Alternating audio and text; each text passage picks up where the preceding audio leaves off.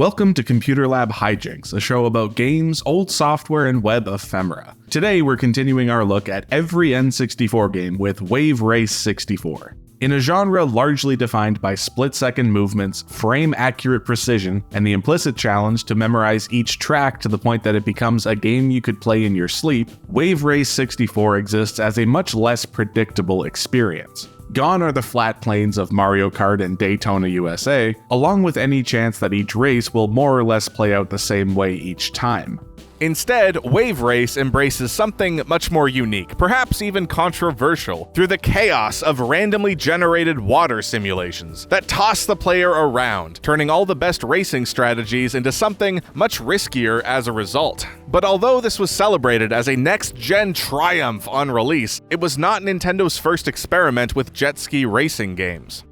In 1992, Nintendo released Wave Race for the Game Boy to a wide range of reviews. Nintendo Power gave it a robust 3-sentence description followed by a couple quotes from in-house writers, while outlets outside of Nintendo's marketing efforts were a bit less enthusiastic. French magazine Joypad called it a poor man's Micro Machines, which basically tracks with my own impression that it was almost the exact same game as Super RC Pro-Am, but without items, and with waves instead of speed bumps. A decision that makes little difference on a 160 by 140 pixel screen. But 4 years later, Nintendo would release a follow-up, albeit by sheer coincidence. What started as F-Zero on water slowly morphed into a game about jet skis, and the Wave Race series was resurrected. But by the time it arrived on store shelves, Wave Race 64 had become its own game, which played quite unlike anything that existed before it. IGN's Doug Perry mistakenly called it an original title with no prequel, which reinforces just how forgettable the original game was. This was a new kind of racing experience, and something of a manifesto for the era of 3D graphics. As the third N64 game released in North America, Wave Race 64 is every bit the technical showcase of Mario and Pilotwings. This game is known for its water, which looks incredible, as well as the wave animations, which are perhaps the central gameplay mechanic that give this game its magic. Virtual waves toss the player around incessantly, turning the relatively simple track layouts into a game so difficult it would arguably justify all those comparisons to F-Zero.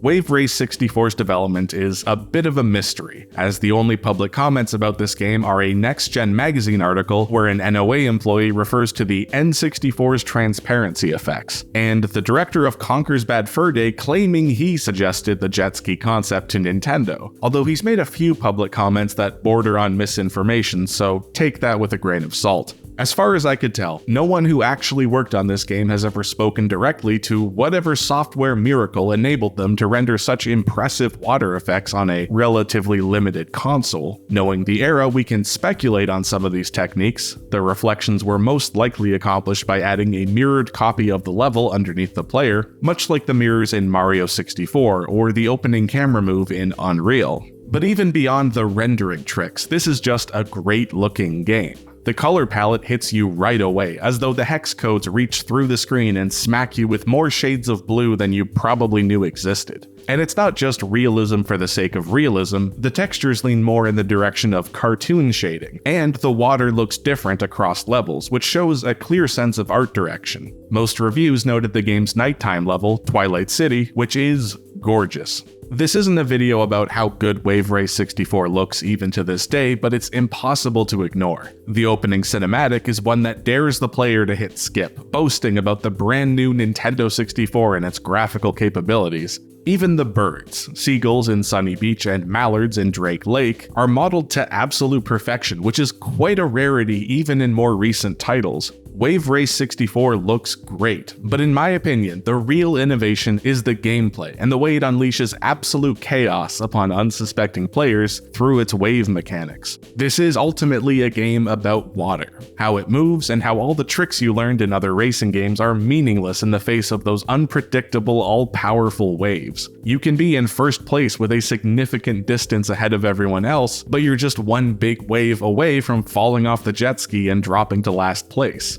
And that animation of the racer getting back into their vehicle is elaborate.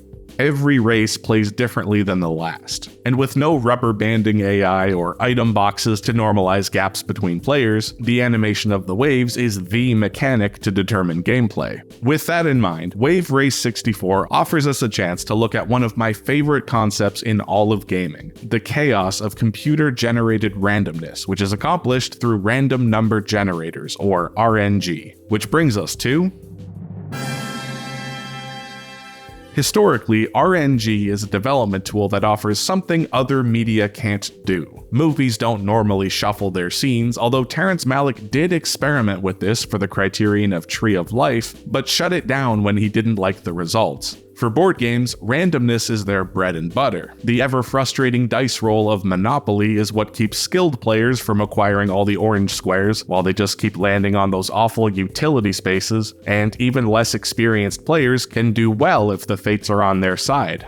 If I can radically oversimplify the last 60 years of computer science research, random number generators aren't actually random in a way that mathematicians or computer science majors are happy with. Computer code is really good at responding consistently to clearly defined instructions, but sometimes we'll ask computers to behave unpredictably by generating a random number. And the best currently available form of random number generation is hardware random number generators, which are technically still responding to the physical conditions of the environment around the machine itself. So in response, Silicon Graphics patented a method in the 90s for taking photos of lava lamps to help generate pseudo-random numbers in ways that would be harder to predict, and Cloudflare still uses this method today.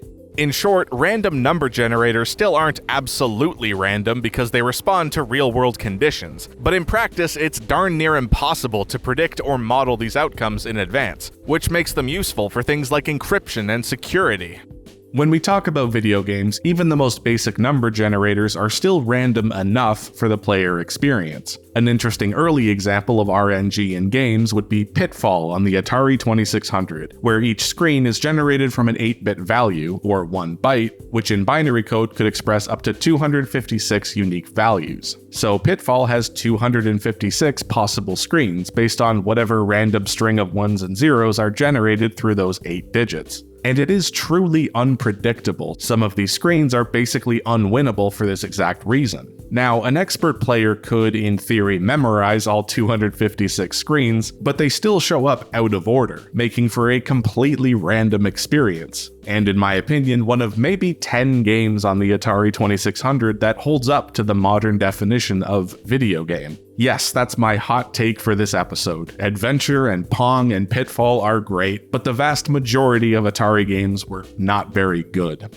A few years later, RNG would play a big role in the long-term success of Pac-Man. The original game offers enemy AI that is effectively solved because the ghosts move on predetermined paths based on player location. Expert players can just memorize where the ghosts will move at a given time, so similar inputs will offer similar results. But this was changed for the updated Ms. Pac-Man, where the ghosts have overall behaviors with a heavy dose of RNG. Binky and Pinky start out with movement that is completely random for the first few seconds of gameplay, so every run is different, and it's exactly why I love that game. Some games have incorporated weird tricks over the years, like John Carmack's choice to just generate a list of numbers for all the randomized mechanics of Doom, and then have the game run through each number in linear sequence. I guess these numbers were random when he generated them, but as they exist in the Doom source code, they're just static numbers, which arguably defeats the purpose of having randomized mechanics in the game at all, but I digress. CPU power wasn't exactly free in the DOS era, so these kinds of shortcuts were made for a reason. But we've come a long way, and nowadays, game engines like Unreal have built-in number generators that are quite advanced, so developers can just summon a random value as part of a blueprint, and use it to modify game conditions accordingly.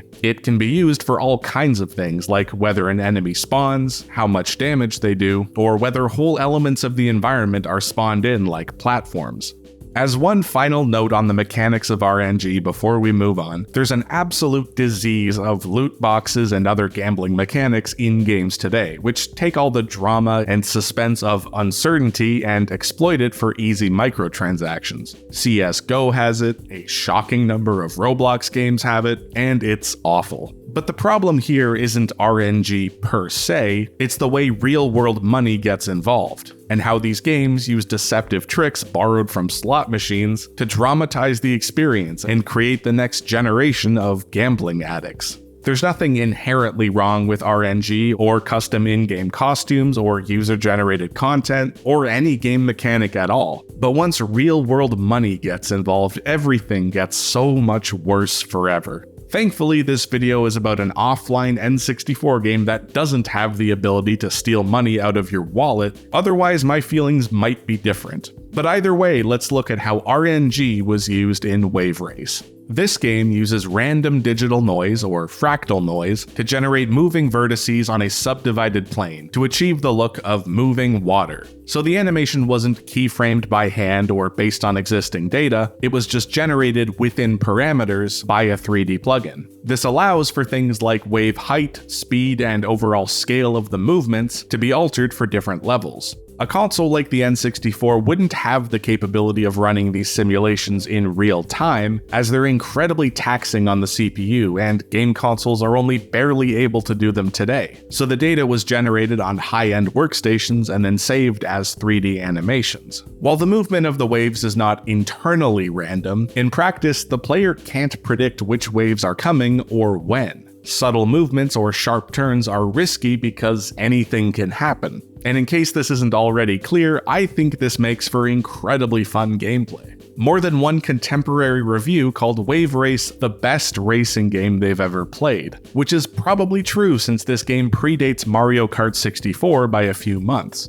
But it also points to something deeper. Wave Race plays quite unlike any other racing game by virtue of its uncertainty. The player is moving much too fast to make any big strategic moves about upcoming waves. And notably, Wave Race 64 does not apply wave noise to all the water in the level, and instead just affects a small perimeter around each racer. So you can't just look ahead and see which waves are coming down the track. It's also worth mentioning that other players' movements don't leave wakes in the water, so aside from outright collisions, the player isn't really affected by what other racers are doing, meaning the water is effectively your main enemy. Which is all to say, Wave Race 64 is remembered for many reasons, including the overall look, but its difficulty looms high over any conversation on the game. Enemy AI gets really precise on hard and expert, and the aforementioned lack of item boxes means you're stuck in last place until you find some way to either make better turns or just embrace the chaos. The game also features a setting for calm waves, which tones down the water movement quite a bit and makes the game much more approachable to new players. And more than anything else, this mode shows just how boring the game becomes when you take away its main trick. Again, Wave Race 64 is a game about water, and the racing mechanics trail behind in a close second. If you haven't played this thing before, video footage really doesn't do it justice. I scrolled right past this game for years when it was on the Wii Shop channel because it looked like some ungodly mix of Daytona USA and ATV Off-Road Fury, a game that I've always hated but I no longer remember why. But either way, I was wrong, and this game rules. I highly recommend Wave Race 64 to anyone who likes racing games and has an above-average tolerance for the kind of failure and retry cycle of an F-Zero or a Trackmania Turbo. It's incredibly difficult, but it's also a blast, and easily one of the best N64 games. And that's all I have to say about Wave Race 64. If you want to hear my thoughts on the GameCube sequel, Wave Race Blue Storm, along with my weirdly complicated adventure digging out the GameCube after it basically just sat in a box once the Wii came out, we've got our very first bonus episode this month where I talk about that game over on Patreon. That link is in the description, where you can also get your name in this cool 3D credits roll, which is currently empty since this is my first time mentioning the Patreon. If you've never seen your name in Arial font as a 3D texture, you don't know what you're missing. It's life-changing. Thanks for watching, and as always, I'm Nathan, telling you to keep your files safe, keep your passwords managed, and for goodness sake, don't click on any strange links. We'll see you in a week.